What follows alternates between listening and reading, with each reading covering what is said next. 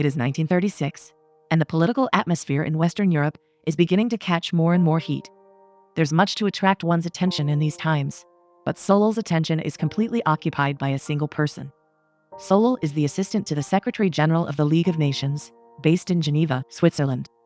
Once on a ball, he saw a married woman named Ariane, and he got forever lost.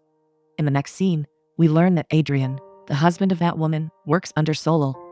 The couple walk the halls of the building with bright faces, but underneath this facade, there is a conflict that soon breaks out. Ariane doesn't seem to believe that her husband's work has much impact, and this makes Adrien mad. Once the bright facade starts to fall down, their argument is interrupted by Solol. In his presence, Adrien changes skin immediately and greets him wholeheartedly. Solol addresses him with his name, and this simple human act makes Adrien so happy that this is the only thing he thinks about afterwards. He tells Ariane that his career might be going forward. He speaks of Solol extremely highly, praising all aspects of his personality, and says that they should invite him over for dinner. That night at the opera, Ariane is all Solol can think of. After what is considered a scandalous play, the two exchange glances, and Ariane seems to be quite affected by even a single moment of contact. One day, one of Solol's solemn walks takes him to her house. He sees a group of working men trying to get a piano inside, and decides to join them. Changing his clothes so that he appears like one of them, he enters Ariane's house and stays there once the working men leave. When Ariane wakes up, she checks out the piano and goes to take a bath. Solol sees her play a peculiar game then. She speaks to herself, taking on different roles and creating a unique story in the process. Suddenly, after coming out, she catches a glimpse of someone lurking on the other side of the room. Immediately she gets scared, but Solol, without showing his identity, starts joining her in the game. She takes on a role while staying in the frames of her imaginative world, believing that this moment will turn into a fairy tale-like scenario, a story only chosen ones can experience, but Ariane is afraid.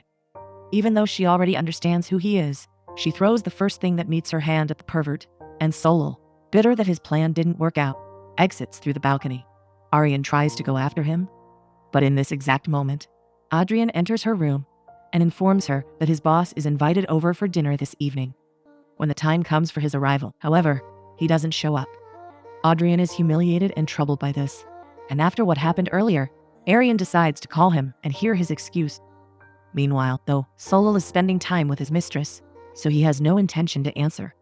The woman he's with, Isolde, feels unwanted like a piece of meat that deserves pity more than love, and Solol does nothing to assure her otherwise. Instead, he speaks openly about his true love, making Isolde feel even worse. The next morning, Adrien listens to a secret conversation while in the bathroom, when suddenly Solol comes in. The conversation is scolding him for his decisions and referring to him as an unworthy leader. No words are spoken then. Solol only takes action at the general meeting after a few minutes. After a quite aggressive and assertive monologue, he suddenly promotes Adrien and invites him over for dinner to make up for the other night. The man is flattered. He will have to leave the country after the promotion, but it doesn't bother him at all. Solol has already taken up a large space in his wife's imagination, but Adrien fails to see it. At the dinner, he talks about the novel he's been trying to write in his spare time. The Don Juan-like main character needs refining, and he asks Solol for advice.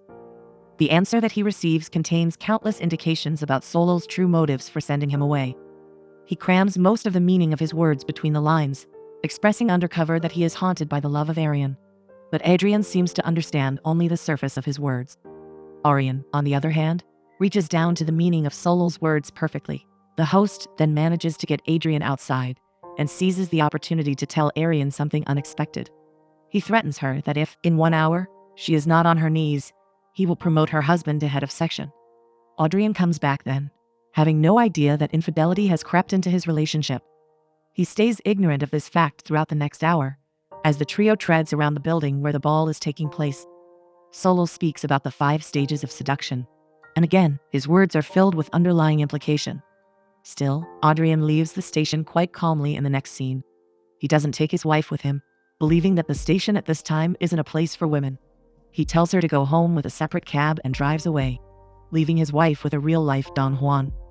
Once they are left together, Ariane doesn't accept a cab from Solol. Instead, she takes his hand and rejoins the ball. They dance, go upstairs to his room, and for the first time in a long time, Ariane begins taking mental pictures of the moments that hold special meaning to her. the clothes are taken off, and the two give themselves to the heat of passion. The next morning, during one of the general meetings, Solo gets assured that the diplomats gathered are too conservative. From his point of view, the political turmoil taking place in Germany must be addressed immediately. The League of Nations must become a shelter for the people that are oppressed. Otherwise, history will judge this institution for its passive stance. In the end, he states that he's leaving for 2 weeks on a diplomatic mission. Naturally, all that he can think of throughout the entire day is Arian. This doesn't change, even when he travels to Germany. To his misfortune, the only thing he can do to get away from these thoughts is to spend some time with other women. This game of seduction is both the source of his pain and the cure. He spectates one of the book burnings in Berlin and, terribly affected by the sight of burning culture, wanders the city streets alone afterwards. Suddenly, he hears his long, long song in a dark cellar. Entering through the door, he goes downstairs and sees a Jewish ritual. All he wants to do is stay, but after much consideration, he decides to put on his hat and leave. Coming out, he sees a group of German soldiers approaching him. He should turn around and leave, but instead, he goes towards them confidently and lets them do their thing. With books in both of his hands, he is badly beaten. In the next scene, Arian speaks with her maid, Mariette, about the man she is waiting for. Naturally, the maid believes that the subject of their conversation is Adrian, but it is obvious that Arian is speaking so passionately about Solo. 2 weeks have passed, and both men are now in Geneva. The first thing Solo does is continue to fight against the general course that the League of Nations is taking. He stresses the idea that this organization must help not only the nations, but also the fellow people within their communities, seeing that the nationality of a man is primary for everybody in the room. He demonstratively trashes his passport and forgets about his origins. Now he is officially stripped of his nationality. He calls Arian then, and together, they flee Geneva to seek a better life elsewhere. Despair takes over Adrian when he finds out. Frozen in one place, his hands begin to shake. Soon, the couple arrive in Camogli, Italy. Completely immersed in love, they forget their identities and, both literally and metaphorically, give themselves to the sea.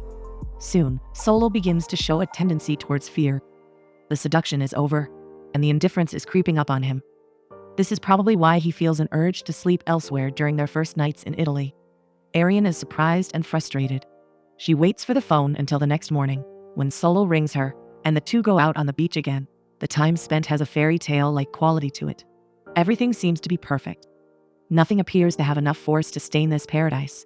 But soon, the couple spectate as 3 Italians throw bombs in the sea to hunt fish.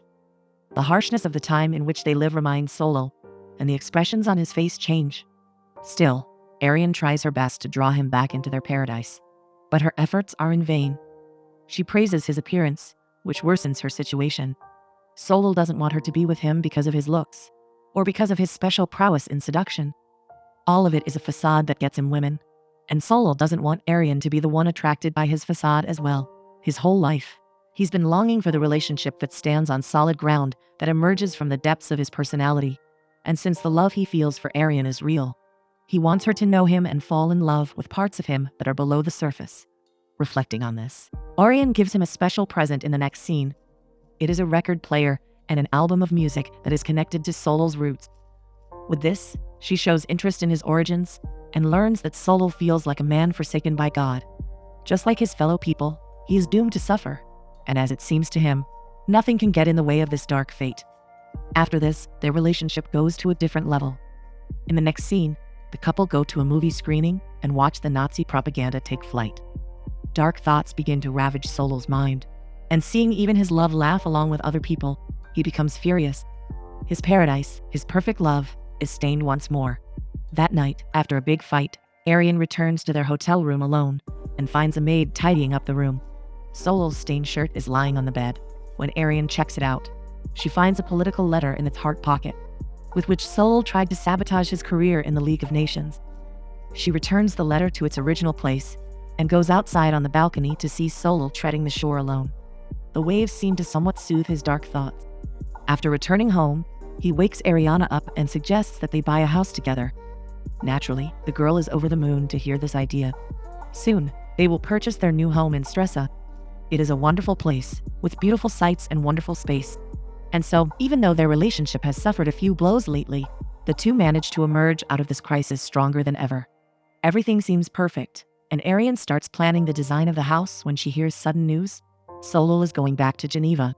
He needs to get his job back, and once he returns, he wants everything to be finished.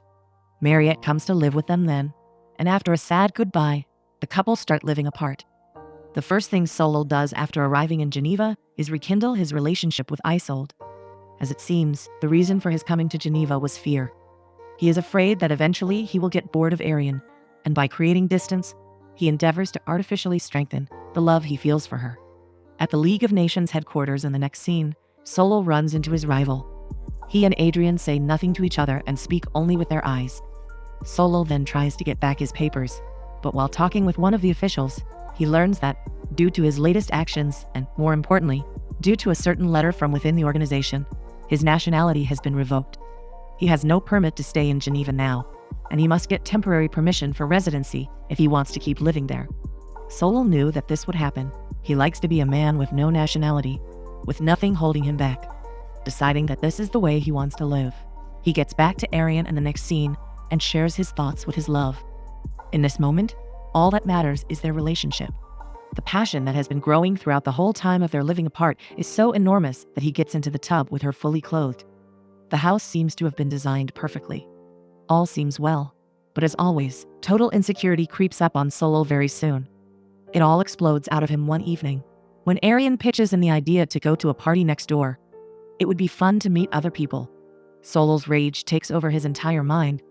Filled with dark and toxic energy, he scolds his love for being bored with him already. There is no other explanation for her wanting to go to a party. Again, Solol stresses that if he were different from the outside, Arian would not even look at him. He wants to be loved totally and completely, and he wants Arian to prove that she loves him every day and every minute. Solol is sick. He needs to know for sure that he will always be loved, no matter what is slowly deteriorating his soul and his relationship. When the next day comes, a plumber arrives at their house. Mariette speaks to him about the relationship between the owners. From her point of view, love has nothing to do with their relationship. They are so afraid to share undesirable parts of themselves with each other that they have 4 toilets in their empty house. They are hiding from one another, and only show themselves when they are at the peak of their attractiveness. Consequently, either of them know one another.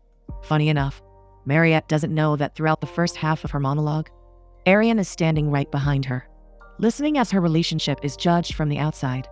Soon, constantly thinking about his origins and about mortality, Solol becomes distant. He seems to reject and deny appreciating the life that he has. And so, one day, Arian packs her suitcase, gets into a boat, and swims away to live somewhere else for a while. Feeling lost, frustrated, and desperate, she observes Solol's life from afar. Spying on him, she sees the man taking care of the house, and a smile is stretched across her face. With this, she decides to get back to him. Before appearing in front of him, she dresses up specially and does something unexpected after the cold reunion. Inventing a story that would sabotage their relationship, she tells Solol that she had an affair. Even the maid, who overhears this conversation, understands that she is lying, but the same cannot be said about Solol. Seeing all of his fears come true, he turns to anger and scolding, shaking, screaming, and asking about every single detail of the affair. Confused, Arian manages to answer all of them. She plays well and leaves no question unanswered. There is no way for Solol to get a hint that she is lying. She cries and speaks in guilt as Solol continues to be aggressive. Everything ends in silence. Their relationship seems to be destroyed. In the next scene, Mariette tries to understand why she imagined such a story, but Arian says nothing. This is how the day ends. It will be difficult for the couple to find a way back from this place. They should even avoid getting in contact with each other for a while. But despite this, we see Arian crouched at his door the next morning. Solol lets her in. Now, after the night of drinking, he seems to be calmer. He even apologizes for his rage and tells her that if they want to revive their relationship, she must tell him everything. Arian agrees, but she adds that she prefers to be asked questions. And so, during the process of questioning that follows, Solol learns that the man is German, by the name of Dietsch.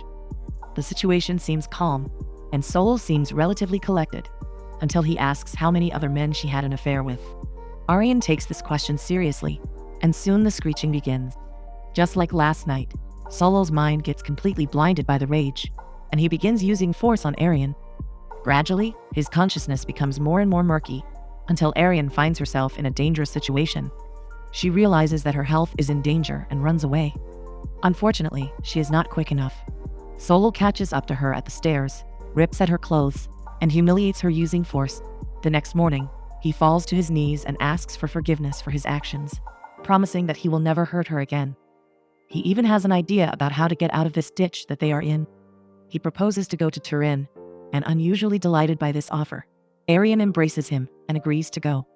In the light of the latest events, their peaceful and happy attitudes seem almost unnatural. After the short trip, the couple attend an opera performance led by a man named Diach. Solol knows that this is the man with whom Arian had an affair.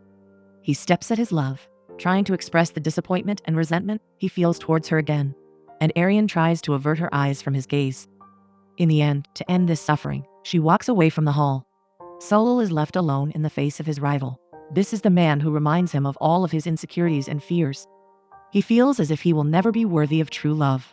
And as the performance ends, he is the only one who doesn't clap for the maestro. That night, he asks Arian one important question. If she answers honestly, he promises to never address this issue again. His question shows just how bitter and resentful his mind has become. He asks for a detailed description of the way that German men make love. When he doesn't get the answer he wants, he reveals that he has his number and offers to call him up and ask him to come over for the night. Bitterly, he adds that in this way, she will have a chance to refresh her memory of him. In the meantime, he will watch, and once it is all over, he will forget about this whole thing. It sounds crazy, but he wants to live the truth. To add to his craziness, Solol puts on Diach's music, and once Arian expresses that she wants no more of it, he breaks his promise. After the last incident, he promised never to hurt her again, but taken by his rage once more, he forgets all about it. If he ever had any dignity or honor, it is all gone now. The next morning, Arian wakes up and sees him drawing tears. When the room service comes in, Solol is in a catatonic state. His eyes are open, but he lays there as if he were asleep. The confused maid looks over at Arian and gets permission to start making up the bed. She circles around the man, who's like soulless flesh, and does everything hastily. Suddenly, half undressed, Arian approaches her, takes her hand, and, with her movements, tells her to become intimate with Solol. As the woman kisses his body, Solol looks over to Arian. Gradually, passion starts to fog his mind, and soon Arian realizes that she can stand it no more. Before everything becomes more serious, she stops the act and takes Solol back. The couple go back to Geneva. Returning to the place where everything began promises the beginning of a new chapter in their relationship. This new chapter, however, is intended to be their last. Their hotel room is filled with some dark premonitions in the next scene. The couple approach each other with a slow theatrical motion, and dramatically, Solol's attention is directed at a small coffee table, where 2 glasses and some medicines are lying around. Arian has brought what Solol wanted. This is a chance for him to return to his origins. Once the glass is in his hand, he chugs it immediately and kisses his obsession for the last time. The countdown begins then, and the couple start taking mental pictures of one another again. This is the very last meaningful moment in their lives.